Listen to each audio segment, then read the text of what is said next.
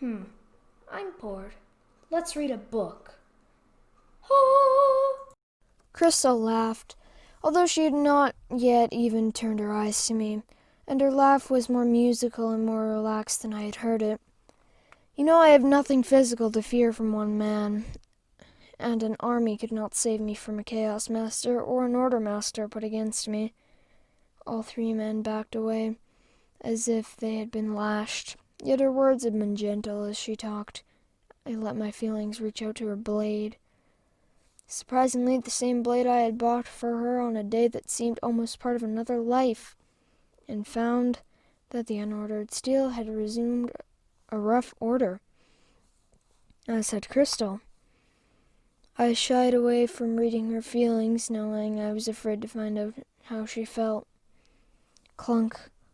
Laris. Those black eyes turned on me, damping the fire of the instinctive command that I suspected but never seen. You look older, wiser. I doubt that I'm much of either. She smiled. That alone says you're both. Good to see you, although I didn't doubt I would sometime. I raised my eyebrows. You don't belong in Recluce.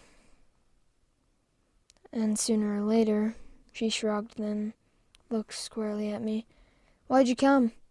I needed to find out about the Ark. Then why did you ask for me?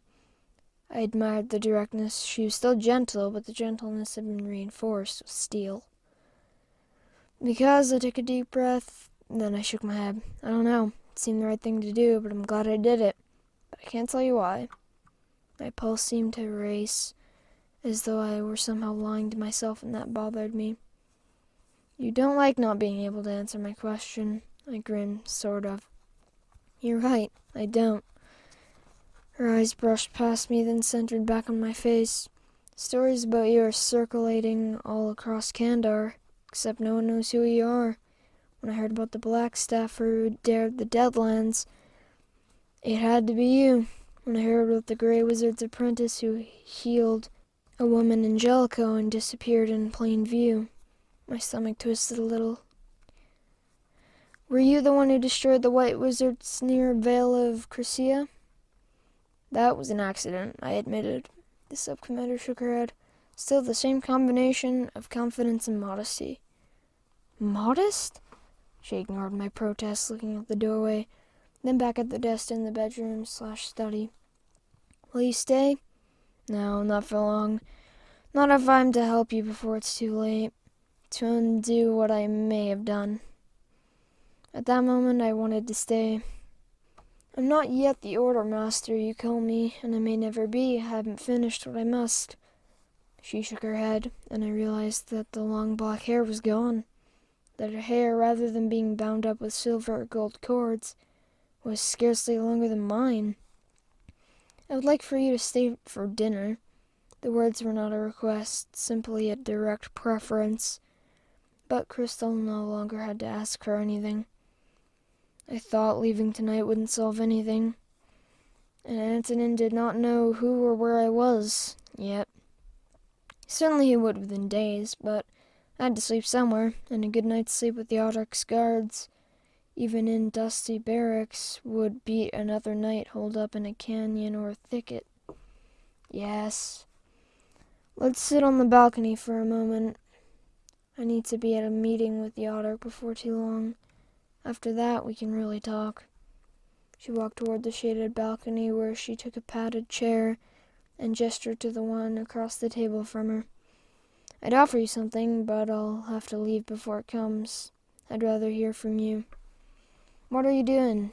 Why, you wanted to see the Autarch. I'm here to warn you, assuming you haven't heard. The prefect has decided to throw in with Anton. I made the mistake of taking on one of his. I'd guess I'd call him an ally. If the Chaos Masters have allies, that was the White Wizard I ran into. Antonin? Her face reflected puzzlement. The most powerful of the Chaos Masters. He did something to Tamara and seems to be able to defy the Masters of Recluce, at least for now. I paused. Have you seen Tamara? My guts twisted again. I hadn't seen her face, but I've seen traces of her. She's tied up somehow with Antonin, I think against her will. Against her will? I can't believe that. You sure? What could I say to her? The silence drew out, and I looked out onto the paved yard, noting that the afternoon shadows cast by the building in which we sat enshrouded the stables and the front gate. Outside of the footsteps and a few voices, the yard was quiet, orderly.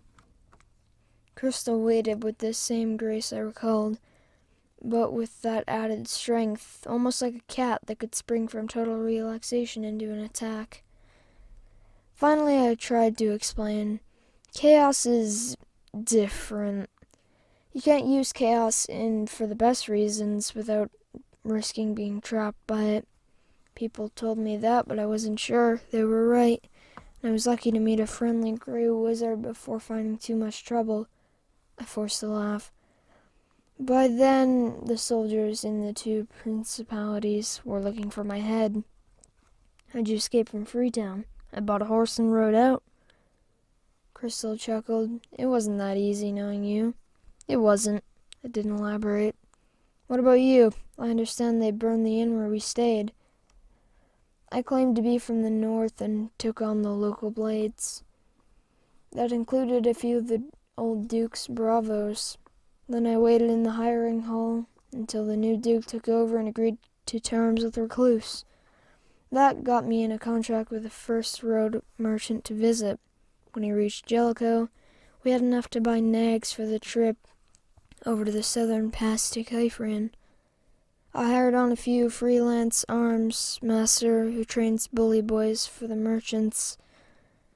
I learned what I could. He suggested the Otter, who likes having women soldiers.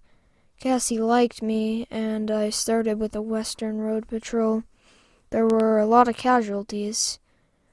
When the Duke of Freetown's defectors tried to carve out the aborted Duchy, she frowned. You were the one? I've heard stories about you for nearly half a year. I'd guessed she had been the road commander who had opened the reservoir gates on the supply train, effectively ending the siege of the border fort taken by the defectors. I'd meant to ask about Rin and about the incident with the Duke's troops.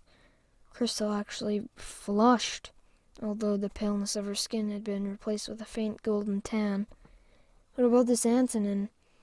He's the one who's been turning the prefect's troops into chaos-tinged maniacs. That's why they never surrender. Always fight to the death. She pursed her lips, nodding slowly. We thought it was something of the sort. There are no order masters in Kandar, none that we can find. She looked up. I can't stay now.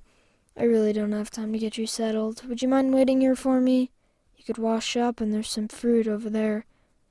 Again, her request was not a request. How long? I saw her face stiffen. I didn't mean that. I just worry about Gearlock, my horse, and I'm not exactly presentable. Oh, I'll be back well before dinner. I shrugged. She was the sub-commander. I'll be happy to wait. Surprisingly, I was. I needed time to think about a lot of things. You're certain? She stood. So did I. As certain as I am about anything these days. Besides wondering, I washed my hands and face, trying not to use all the water or make too much of a mess. Although curious, I did not look at any of the papers on the desk in her bedroom. Instead, I sat down on one couch, except that I was tired, and I was not sitting and thinking for long. Click. I see you waited. Crystal's voice was cheerfully brisk, but I had trouble appreciating it since I was trying to wake up from the afternoon nap I hadn't expected to take, realizing that it was nearly twilight. Long meeting? I yawned between words and struggled to my feet. There are too many long meetings these days. Will you be all right for dinner? I just have to wake up. I sat down and then you were back here. Her lips quirked, and I could see a few gray hairs coming among the black as she stepped near. Laris? Then she shook her head. Later. I need to change. You need to get into something a little less travel-worn. Do you have something? It's plain, but I left my bags in the stable. Thanks for watching. If you enjoyed this, please like, comment, and subscribe, and turn on notifications so you never miss out on any of my videos. See y'all in the next one. Goodbye!